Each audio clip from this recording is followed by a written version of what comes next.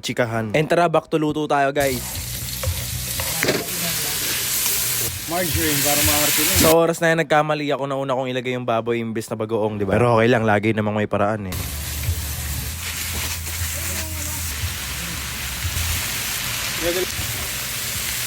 And then, para alam ko naman may kanya-kanya tayong estilo sa pagluto eh. Actually, first time ko talaga magluto ng binadyoong ang baboy eh. And yan, nilagyan ko na ng ceiling green para medyo may bango, di ba? And medyo hindi ko nagaano na videoan, nilagay ko na yung talong dyan at naglagay pa ako ng bagoong dahil nabitin be. Gusto ko talaga yung nagalasa yung bagoong at ayan, sinaling ko na siya. At pinakagusto ko talaga sa binagoongan guys, yung nagmamantika. At syempre, after niyang kainan Pag na. ganito yung alam mo, ulam mo par. Ready ka na ng isang kaldero. Ay, sarap. Binadyoongan ni Terry par. Mamantika tapos may sili tapos hinginig ka.